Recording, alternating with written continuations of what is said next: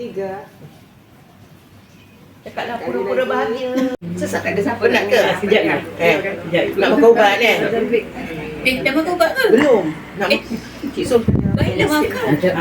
Makan dulu. Sampai dia nak makan nasi ubat. Cikgu yang Ketua Yasin kita Hajah Mari. Kami diberikan kesihatan, kesejahteraan, keselamatan, kerahmatan, Ikram. Ya Allah, pupukkan hati-hati kami untuk bersedia menerima segala apa-apa yang berlaku itu berada di dalam lindungan-Mu ya Allah. Amin. Kepada yang menerima dugaan, berilah kelapangan hati-hati mereka hendaknya menerima segala takdir itu datangnya dari Allah juga. Semoga tangan-tangan yang mengaminkan termakbullah hendaknya insya-Allah. Amin. As'alukallahal azim Rabbul Arshil Azim an yashfa fiha. Kepada Puan Rokia Utih, kami semua amat-amat bersimpati di atas apa yang berlaku ke atas diri Puan. Kami mengharapkan agar Puan sentiasa redha dan beristiqamah. Sesungguhnya sakit dan sihat itu adalah Allah juga yang menentukan. Rawatan doktor paling penting buat diri Puan.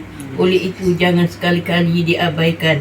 Barik lana fi Sya'ban wa balighna Ramadan ya arhamar rahimin. Amin. Ya Allah, jika sekiranya Ramadan yang akan datang ini adalah Cikgu Isof, pengerusinya Puan Mariam Usman dan semua rakan kami berpeluang untuk dapat bersama-sama menziarahi sahabat kami Puan Nasara, dan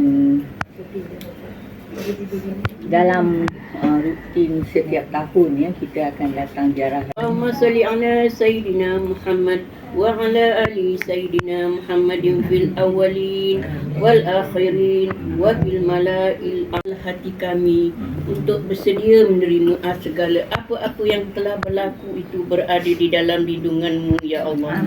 Kepada yang menerima dugaan, berilah kelapangan hati-hati mereka hendaknya menerima segala takdir itu datangnya dari Allah juga. Semoga tangan-tangan yang mengaminkan itu termakbul hendaknya insya-Allah. Amin. As'alukallahal azim Rabbul Arshil Azim an yashfiha.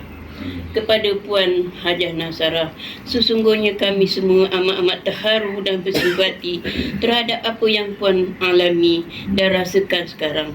Kami sentiasa mendoakan agar Puan beransur-ansur pulih. Puan Hajah, Puan yang dirahmati Allah. Alhamdulillah, saya panjatkan kesyukuran kepada Allah kerana Puan semua sudi dengan saya untuk berziarah isteri.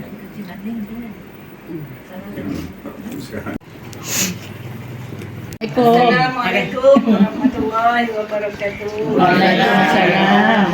Pertama sekali kita rasa bersyukur kita dapat berkumpul pada pagi ini dalam program kita, program yang setiap tahun kita adakan, iaitu program yang sudi menerima kunjungan kami pada pagi ini. InsyaAllah kita punya hubungan dan diberi kekuatan, diberi kesihatan juga, mudah-mudahan. Allahumma salli ala Sayyidina Muhammad wa ala ali Sayyidina Muhammad fil awwalin wal akhirin wa fil mala'il a'la ila yaumiddin. Ya Hanan ya Manan ya Dzal Jalali wal Ikram. Amin. Allah, bukanlah hati-hati kami untuk bersedia menerima segala apa yang berlaku itu berada di dalam lindungan-Mu ya Allah. Kepada yang menerima dugaan, berilah kelapangan hati-hati mereka hendaknya menerima segala takdir itu datangnya dari Allah. Semoga tangan-tangan yang mengaminkan itu termakbul hendaknya insya-Allah. Amin. As'alukal sinarai untuk kami zarahi. Kami mendoakan agar Mak Nina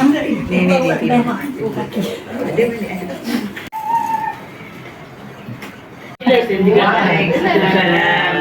mewakili kawan-kawan ni datang berziarah Puan Salma pada hari ini. Alhamdulillah kita nampaknya Puan Salma sihat. Alhamdulillah.